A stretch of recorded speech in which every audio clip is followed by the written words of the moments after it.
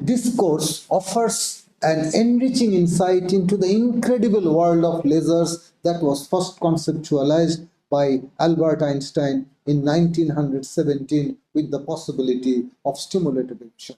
But the fact that it took more than 4 decades for the very first experimental demonstration of amplification of light by stimulated emission of radiation highlights the complexities involving this fascinating concept.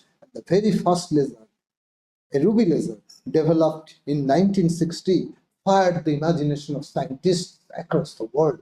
Dubbed in the beginning as a solution in search of problems, today lasers have practically impacted every discipline, and the innumerable number of Nobel Prizes awarded to works involving lasers also signifies its profound impact in the advancement of science. Indeed, the invention of laser by Theodore Maiman in 1960 was a giant leap for humankind.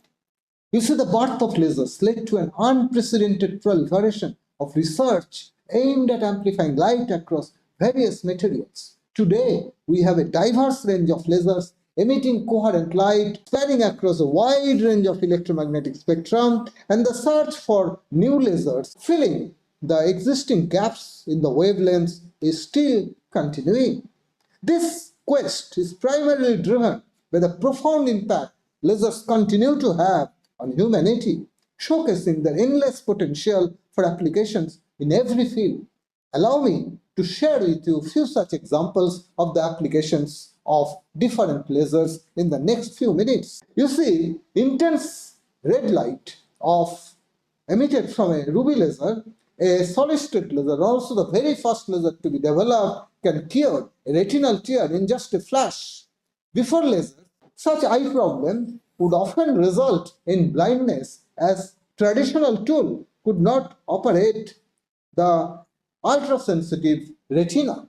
The intense beam of light emitted from a helium neon laser, which was the very first atomic gas laser and also the very first continuously working laser, can serve as a reference beam for precisely aligning components in construction industry, laser resonator cavities, sewer pipes, and many more. The highly directional green light, also emitted from such lasers, was employed in 1970s to measure the distance between Earth and Moon with an incredible accuracy. This measurement took advantage of a retroreflector placed on the surface of the Moon by an American astronaut during one of the trips to the Moon at that time.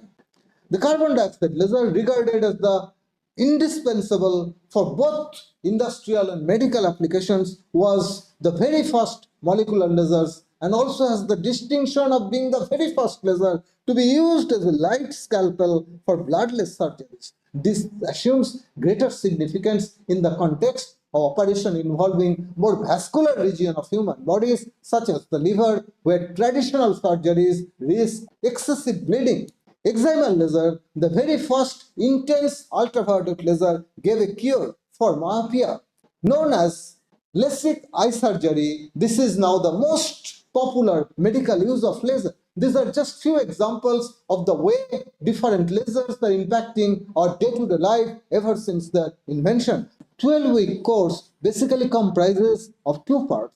The first few weeks will introduce the basics of laser concept in an intuitive manner to make it accessible even to students with just high school level physics background. You will understand the underlying physics of population inversion and cavity, and also as to how their integration has given laser almost all its remarkable properties. The behavior of light and the discretization of energy level, the two major precursors to understanding lasers, also will be briefly covered. Majority of the course will focus on working of different kind of conventional lasers that can be grouped as gas, liquid, and solid-state lasers. There exist a number of important lasers, the working of which distinctly differs from this different kind of lasers and will be individually addressed. They include excimer, chemical, gas dynamic, fiber, and semiconductor lasers.